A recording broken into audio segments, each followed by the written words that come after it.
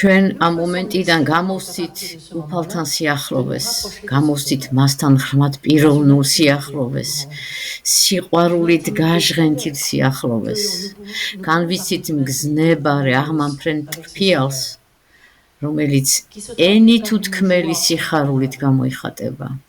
მე ძალიან შორს ვარ ამგვარი სიხარულისგან. ამ სიხარულის მაგალითია ბიბლიაში ის, რაც ნოეს კიდობანში ხდება.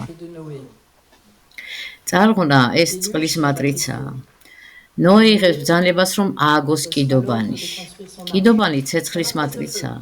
აქ შეჰყავს ყველა ცხოველი. ხომ გახსოვთ ეს? ზუსტად იგივე ხატია, რაც მანამდე განვიხილეთ.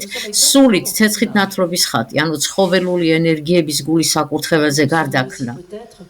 ალბათ ყორანის ამბავიც გახსოვთ. ყორანთან ერთად ჩადის ნოე თავისი არსების სიღრმეში, წყლის მატრიცაში, რათა იქ მოიძიოს და დაასახელოს ცხოველური უსახური ენერგიები. შემდეგ ტრეთან ერთად მაღლა ადის და ამას აკეთებს იმდენჯერ, ამდენჯერაც ამას მოითხოვს მისი არსების სრულყოფა. თუ ზემოთ ასვლა გვინდა, ჯერ აუცილებლად ქვემოთ უნდა ჩავიდეთ. როცა ნოე კიდობრიდან გამოდის, მას შეიძლებოდა ეთქვა ყველაფერი განსრულდა. ამის შემდეგ ნოე შიშვლდება და თვრება. ვიცით, რასაც გულისხმობს თვრობა, რაც შეეხება სიშიშვლეს, ესაა ცოდნის სიმბოლო. რატომ? იმიტომ, რომ თუ მივახწევ ცოდნას, ვიცი, რომ არაფერი ვიცი. უნდა გავთავისუფლდე ამ ცოდნისგან და განძარცვული შიშველი წავდგე ჩემი უფლის წინაშე, რათა ამიყვანოს მაღლა და კიდევ უფრო მაღლა. ესაა ნამდვილი სიშიშვლე.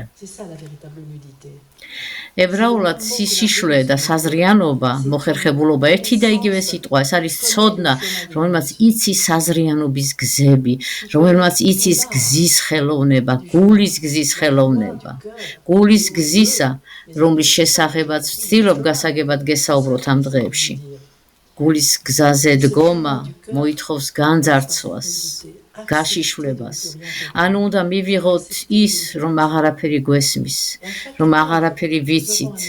ყოველ საფეხურზე უნდა განვიძარცოთ შეძენილი ცოდნისგან, მაგრამ რჩება სიხარული, თრობა. თრობა არაჩვეულებრივი ღვინით, ღვთაებრივი ღვინით, სიყვარულის ღვინით. Amando a Simón